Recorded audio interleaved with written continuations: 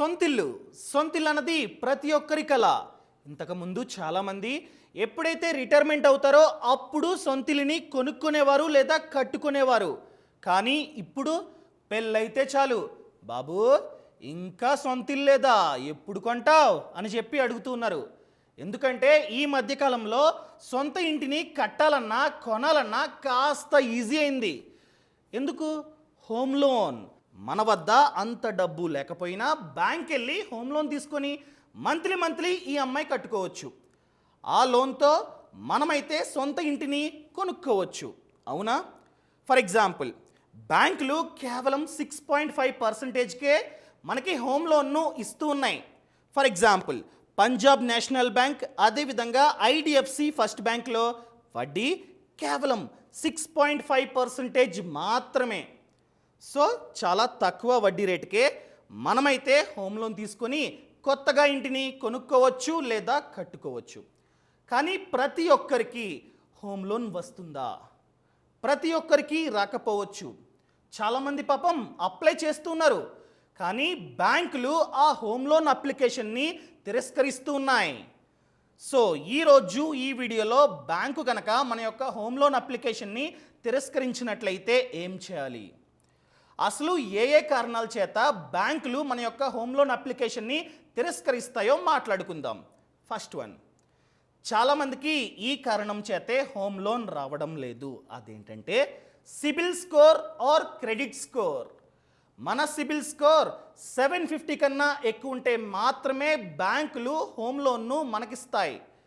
మన CIBIL score or credit score 750 కన్నా తక్కువ ఉన్నట్లయితే ఏ బ్యాంకు లోన్ ఇవ్వదు. గమనించండి, కొన్ని బ్యాంకులు మన యొక్క సిబిల్ స్కోర్ 750 కన్నా తక్కువ ఉన్నా కూడా, ఐ మీన్ 710, 720, 730 ఆ విధంగా ఉన్నా కూడా లోన్ ఇస్తాయి. కాకపోతే వడ్డీ చాలా ఎక్కువ. యాజ్ ఆఫ్ నౌ ఈరోజు ఎస్బీఐలో వడ్డీ చూసుకున్నట్లయితే 7.05% నుండి 10.85%. చూడండి, మినిమం మ్యాక్సిమం. మినిమం ఎందుకు? మినిమం 7.05%. ఎవరి సిబిల్ స్కోర్ అయితే 750 కన్నా ఎక్కువ ఉందో వాళ్ళకి మాత్రమే 7.05% వడ్డీ. ఎవరి సిబిల్ స్కోర్ అయితే కాస్త తక్కువ ఉందో అలాంటి వాళ్ళకి 10.85% వడ్డీ. సో డిఫరెన్స్ ఉంది. మన సిబిల్ స్కోర్ కనుక తక్కువ ఉన్నట్లయితే ఎక్కువ వడ్డీ, మన సిబిల్ స్కోర్ ఎక్కువ ఉన్నట్లయితే తక్కువ వడ్డీ. సో చాలా నష్టపోతాం. అందుకనే ఒకవేళ బ్యాంకు కనుక కేవలం మీ యొక్క సిబిల్ స్కోర్ వలన మీ హోమ్ లోన్ అప్లికేషన్ని తిరస్కరించినట్లయితే ఆ సిబిల్ స్కోర్ని పెంచుకొని ఆ తర్వాత మళ్ళీ అప్లై చేయండి. అడగండి బ్యాంక్ మేనేజర్ని, సార్ నేనైతే అప్లై చేశా కానీ నాకు లోన్ని ఇవ్వట్లా, మీరు ఏ కారణం చేత తిరస్కరించారు, దానికి కారణం ఏంటి అని చెప్పి అడగండి. వాళ్ళే చెప్తారు, నాయనా నీ ఇన్కమ్ అంతా బాగుంది, డాక్యుమెంట్స్ అన్నీ బాగున్నాయి, కాకపోతే నీ సిబిల్ స్కోరు 750 కన్నా తక్కువ ఉంది, అందుకనే మేము మీకైతే హోమ్ లోన్ను ఇవ్వడం లేదు అని చెప్పి వాళ్ళు కనుక చెప్పినట్లయితే మనం చేయాల్సింది మన యొక్క సిబిల్ స్కోర్ని పెంచుకొని ఆ తర్వాత అనగా 6 months 1 year తర్వాత హోమ్ లోన్కు అప్లై చేయాలి. ఎలా పెంచాలి సిబిల్ స్కోర్ని? ఇక్కడ ఫర్ ఎగ్జాంపుల్ ఈ పర్సు మీరు ఎక్కడైతే పాడేసుకున్నారో అక్కడికే వెళ్ళి వెతకాలి. సేమ్ సిబిల్ స్కోర్ కూడా అంతే. మీ సిబిల్ స్కోర్ ఏ కారణం చేత అయితే డౌన్ అయిందో ఆ కారణం చేతే మళ్ళీ మనమైతే సిబిల్ స్కోర్ను పెంచుకోవాలి. ఫర్ ఎగ్జాంపుల్ మీరేం చేస్తున్నారు, ఒక ఈఎంఐ ఉంది, ఎవ్రీ మంత్ 5th కట్టాలి ఈఎంఐ, కాకపోతే మీ జీతం 10th వస్తుంది. సో ఎవ్రీ మంత్ మీరు ఏం చేస్తున్నారంటే 10వ తారీఖున ఈఎంఐ కడుతున్నారు జీతం రాగానే, కానీ కట్టాల్సిన తేదీ 5, మీరు కడుతుంది 10. ఎవ్రీ మంత్ మీరైతే 5 రోజులు డిలే చేస్తున్నారు. ఆ కారణం చేత కనుక మీ సిబిల్ స్కోర్ తగ్గినట్లయితే ఎవ్రీ మంత్ మీరు ఏం చేయాలి, ఈఎంఐ తారీఖును మార్చుకోండి. ఈఎంఐ డేట్ను 10th శాలరీ కదా, 13th 14th మార్చుకోండి. సో ఎప్పుడైతే జీతం వస్తుందో జీతం రాగానే కట్టేయండి. అలా ఆన్ టైంలో కొన్ని నెలల పాటు మీరైతే కట్టినట్లయితే మళ్ళీ మీ సిబిల్ స్కోర్ ఇంక్రీజ్ అవుతుంది. సో ఈ విధంగా ఏ కారణం చేత అయితే డౌన్ అయిందో ఆ కారణం చేతే అప్ చేసుకోవాలి. దానికోసం మనం ఏం చేయాలి, డేట్స్ అన్నవి మార్చుకోవాలి. అదేవిధంగా కొందరికి సిబిల్ స్కోర్ అనేది ఎందుకు డౌన్ అవుతుందంటే క్రెడిట్ యూటిలైజేషన్ రేషియో. అసలు క్రెడిట్ యూటిలైజేషన్ రేషియో అంటే ఫర్ ఎగ్జాంపుల్ క్రెడిట్ కార్డ్, మీకంటూ క్రెడిట్ కార్డ్ ఉంది, లిమిట్ 1 lakh. ఎవ్రీ మంత్ మీరేం చేస్తున్నారు, ఆ 1 lakhలో 90,000 80,000 ఆ విధంగా వాడుతూ ఉన్నారు. తప్పేం లేదు. కాకపోతే ఆ లిమిట్లో 30% కన్నా ఎక్కువ ఎవ్రీ మంత్ వాడకూడదు. వాడినట్లయితే మీ క్రెడిట్ యూటిలైజేషన్ రేషియో ఎక్కువ అన్నట్లు. లక్షలో 90,000 మీరు వాడినట్లయితే మీ యొక్క క్రెడిట్ యూటిలైజేషన్ రేషియో 90%. అది 30% కన్నా తక్కువ ఉండాలి. మీరు ఎవ్రీ మంత్ ఎంతైతే లిమిట్ ఉందో అంతే లిమిట్ని వాడుతున్నట్లయితే మీ సిబిల్ స్కోర్ డౌన్ అయిపోద్ది. అది కనుక కారణమైతే నెక్స్ట్ మంత్ నుండి 30% కన్నా ఎక్కువ వాడకండి. సో క్రెడిట్ యూటిలైజేషన్ రేషియో 30% కన్నా తక్కువ ఉండాలి. ఎక్కువ ఉంటే మీ సిబిల్ స్కోర్ డౌన్ అయిపోద్ది. ఆ కారణమైతే మార్చుకోండి. ఇంకొకటి క్రెడిట్ మిక్స్. క్రెడిట్ మిక్స్ అంటే లోన్స్లో 2 types, unsecured, secured. Unsecured loans అంటే ఎటువంటి తనఖా లేకుండా మనకొచ్చే loans. For example personal loan, ఎటువంటి తనఖా అవసరం లేదు, డైరెక్ట్గా మన యొక్క ఆదాయాన్ని చూసి బ్యాంకులు లోన్ ఇస్తాయి. అదేవిధంగా క్రెడిట్ కార్డ్ ఎటువంటి తనఖా లేకుండానే మన యొక్క ఆదాయాన్ని చూసి లోన్ ఇస్తాయి. అవి అన్సెక్యూర్డ్. ఇంకొకటి సెక్యూర్డ్ లోన్స్ అనగా ఏదైనా ఒక వస్తువుని తనఖా చేసి తీసుకున్న loan. For example mortgage loan, మన ఆస్తిని తనఖా చేస్తేనే లోన్ ఇస్తారు. సో వాళ్ళకి సెక్యూరిటీ ఉంది, అది సెక్యూర్డ్ లోన్. అదేవిధంగా కార్ లోన్, కారు కొనుక్కున్నట్లయితే లోన్ తీసుకొని కారే వాళ్ళకి సెక్యూరిటీ. మనం కనుక డబ్బు కట్టకపోతే కార్ని తీసుకెళ్ళిపోతారు. సో ఎప్పుడైనా సరే మనకి ఎన్నైతే లోన్స్ ఉన్నాయో వాటిల్లో అన్సెక్యూర్డ్ లోన్స్ కన్నా సెక్యూర్డ్ లోన్సే ఎక్కువ ఉండాలి. అర్థమైందా? మనం తనఖా చేసి తీసుకున్న లోన్సే తనఖా చేయకుండా తీసుకునే లోన్స్ కన్నా ఎక్కువ ఉండాలి. అలాంటప్పుడు మన సిబిల్ స్కోర్ ఇంక్రీజ్ అవుతుంది. ఇది రివర్స్లో ఉన్నట్లయితే అనగా అన్సెక్యూర్డ్ లోన్స్ ఎక్కువ ఉండి సెక్యూర్డ్ లోన్స్ తక్కువ ఉన్నా కూడా మన సిబిల్ స్కోర్ డౌన్ అయిపోతుంది. అది గమనించండి, తగ్గించుకోండి. సో ఇన్ని కారణాల చేత మన యొక్క సిబిల్ స్కోర్ డౌన్ అయిపోతుంది. ఏ కారణం చేత డౌన్ అయిందో మీకే అర్థమవుతుంది. దాన్ని సాల్వ్ చేసుకోండి. అలా సాల్వ్ చేసుకున్నట్లయితే సిబిల్ స్కోర్ ఇంక్రీజ్ అవుతుంది. ఆ తర్వాత మళ్ళీ ఎప్పుడైతే సిబిల్ స్కోర్ అనేది 750 కన్నా ఎక్కువ ఉందో అప్పుడు మీరైతే బ్యాంక్ వెళ్ళి హోమ్ లోన్కు అప్లై చేసుకోవచ్చు. So first one CIBIL score. ఇంకా సెకండ్ రీజన్ ఏంటి, లోన్ అమౌంట్. కొందరికి జీతం తక్కువ, ఆదాయం తక్కువ అయినా కూడా చాలా ఎక్కువ లోనుకు అప్లై చేస్తారు. అలా జీతం తక్కువ ఉండి మీరే కనుక ఎక్కువ లోనుకు అప్లై చేసినా కూడా బ్యాంకులు లోన్ను తిరస్కరిస్తాయి. ఫర్ ఎగ్జాంపుల్ మీ జీతం తక్కువ, మీరేం చేశారు, మంచి ఫ్లాటు అపార్ట్మెంట్లో ఉన్నటువంటి మంచి ఫ్లాట్ని చూసుకొని బిల్డర్ వద్ద కొటేషన్ అంతా తీసుకొని బ్యాంక్ వచ్చి 50 lakhsకి లోన్కి అప్లై చేశారు. కొటేషన్ కూడా బ్యాంక్ మేనేజర్ చేతిలో పెట్టారు. బ్యాంక్ మేనేజర్ చూస్తాడు, ఓకే ఫ్లాట్ అయితే బాగుంది, 50 lakhs ఓకే అని చెప్పి మీ డాక్యుమెంట్స్, మీ జీతం, శాలరీ స్లిప్పు అన్నీ చూస్తాడు. అదేంటి 50 lakhs లోనా, జీతం 30,000, నేనైతే ఇవ్వను అని చెప్పి రిజెక్ట్. సో మనకి అర్హత ఇంతుండి మనం కనుక ఇంత లోన్కి అప్లై చేసినా కూడా బ్యాంకులు మన యొక్క అప్లికేషన్ని తిరస్కరిస్తాయి. ఒకవేళ బ్యాంక్ మేనేజర్ ఆ కారణం చేత మీ హోమ్ లోన్ అప్లికేషన్ని తిరస్కరించినట్లయితే ఏం చేయాలి, మీరేం చేయొచ్చు, కో బారోవర్, మీ జీతం 50,000, మీ అన్నకి జీతం 1,00,000.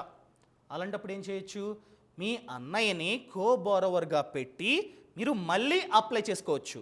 అప్పుడు చూస్తాడు, ఇతని జీతం 50,000, వాళ్ళ అన్న జీతం 1,00,000, రెండు కలిపితే 1,50,000. సో వీళ్ళకి 50 లక్షలు లోన్ ఇవ్వచ్చు అని చెప్పి లోన్ ఇస్తాడు.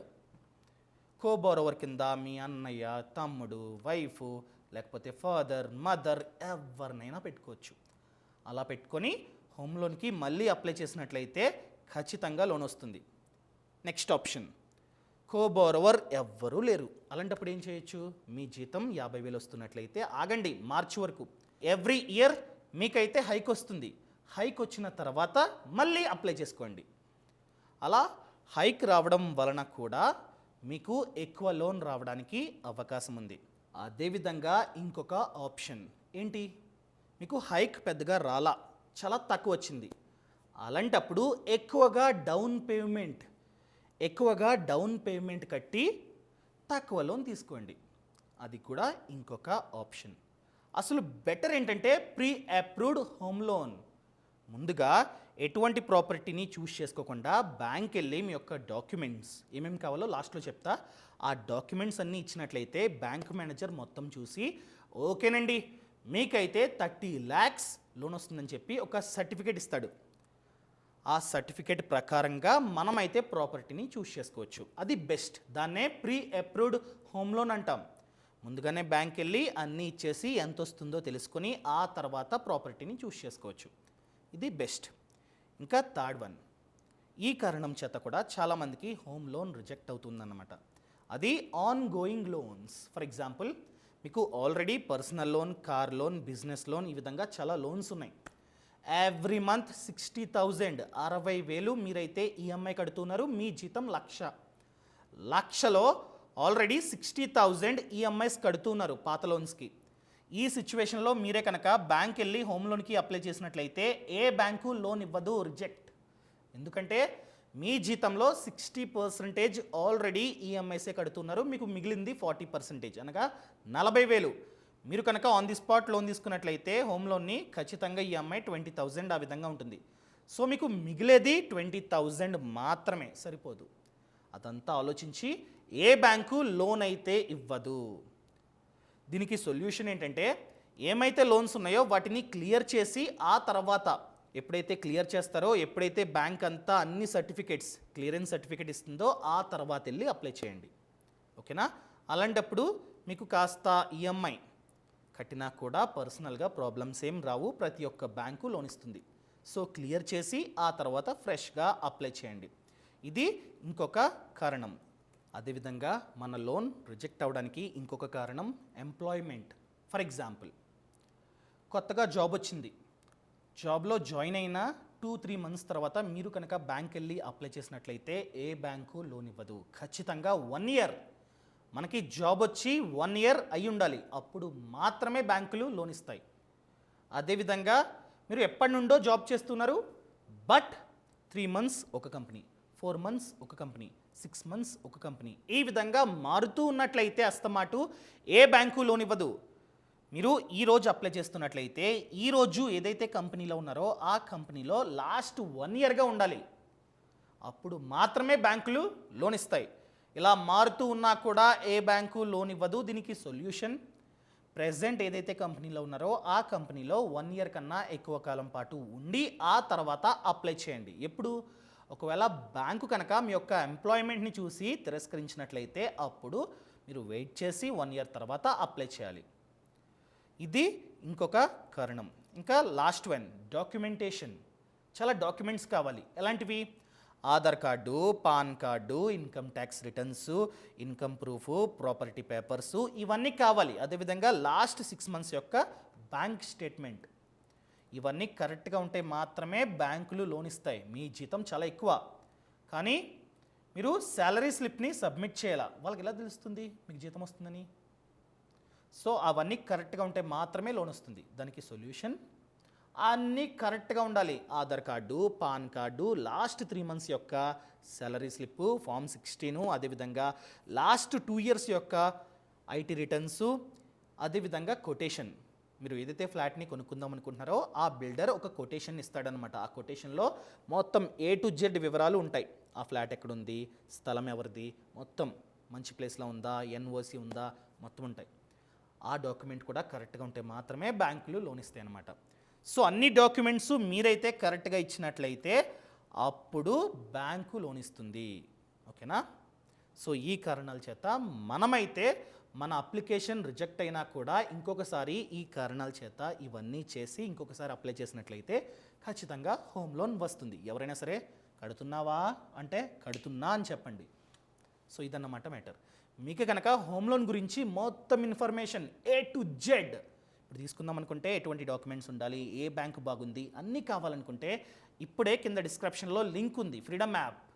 యాప్ని డౌన్లోడ్ చేసుకోండి. యాప్లో హోమ్ లోన్పై కోర్స్ ఉంది 3 అవర్స్. ఎలా అప్లై చేయాలి, ఏ బ్యాంకులో వడ్డీ తక్కువ ఉంది, అదేవిధంగా ఎటువంటి డాక్యుమెంట్స్ కావాలి, అండ్ హోమ్ లోన్తో పాటు మనం ప్రధానమంత్రి ఆవాస్ యోజన ఆ పథకానికి ఏ విధంగా అప్లై చేయాలి, ఆ పథకం ద్వారా సబ్సిడీ ఏ విధంగా పొందాలి, క్లియర్గా కోర్స్ ఉంది. ఇప్పుడే ఫ్రీడమ్ యాప్ను డౌన్లోడ్ చేసుకోండి. ఓన్లీ హోమ్ లోనే కాదు, personal loan, business loan, gold loan, మొత్తం కోర్సులు ఉన్నాయి. ఇంకెందుకు ఆలస్యం, ఇప్పుడే ఫ్రీడమ్ యాప్ను app store or play store నుండి డౌన్లోడ్ చేసుకోండి. లింక్ అనేది కింద డిస్క్రిప్షన్లో ఉంది. ఇప్పుడే క్లిక్ చేసి యాప్ని అయితే డౌన్లోడ్ చేసుకోండి. అదేవిధంగా వర్క్షాప్, గానుగ నూనె వర్క్షాప్. ఎవరైతే గానుగ నూనెను ఒక మిల్లులో ఒక మెషిన్ పెట్టి ప్రతి నెల 1,00,000 వరకు సంపాదిస్తున్నారో ఆ వర్క్షాప్ మేమైతే కండక్ట్ చేస్తున్నాం. ఆల్రెడీ కండక్ట్ చేసాం. చాలామంది ఆ వర్క్షాప్ని చూసి వాళ్ళ ఊర్లలో ఆ వ్యాపారాన్ని స్టార్ట్ చేశారనమాట. ఎవరైతే ఆయిల్ మిల్ బిజినెస్ను చేస్తూ ప్రతి నెల 1,00,000 వరకు ఆదాయం పొందుతున్నారో ఆయనే A to Z నేర్పించబోతున్నారు వర్క్షాప్లో. వర్క్షాప్ వచ్చేసి June 12th. మళ్ళీ చెప్తున్నా, June 12th. ఎవరైతే చేస్తూ సక్సెస్ అయ్యారో ఆ ఆయిల్ మిల్కి మనం వెళ్తాం. అతనే A to Z చెప్తారనమాట. ఆ మెషిన్ ఎక్కడ కొనాలి, ఎలా తీయాలి, ఎంత కమ్మాలి, మార్కెటింగ్ ఏ విధంగా చేసుకోవాలి, మొత్తం చెప్తారు. ఆల్రెడీ పాత బ్యాచ్ వాళ్ళు వాళ్ళ సొంత ఊరిలో స్టార్ట్ చేసి సక్సెస్ అయ్యారు. సో రిజిస్టర్ అవ్వాలంటే కింద డిస్క్రిప్షన్లో లింక్ ఉంది, దానికి కూడా వర్క్షాప్ది క్లిక్ చేసి మీరైతే రిజిస్టర్ అవ్వండి. డైరెక్ట్గా బెంగళూరు అనమాట, బెంగళూరులో వర్క్షాప్ ఉంటుంది. మరిన్ని డౌట్స్ ఉంటే ఈ నెంబర్కి ఇప్పుడే కాల్ చేయండి. కాల్ చేసినట్లయితే మా టీం A to Z చెప్తారనమాట. సో బెంగళూరులో ఉన్నటువంటి హెబ్బాల్లో మీరైతే A to Z నేర్చుకోవచ్చు. ఇప్పుడే అప్లై చేసుకోండి. అండ్ ఇంతవరకు ఛానల్ని సబ్స్క్రైబ్ చేసుకోకపోతే సబ్స్క్రైబ్ చేయండి. Thank you so much. జై హింద్.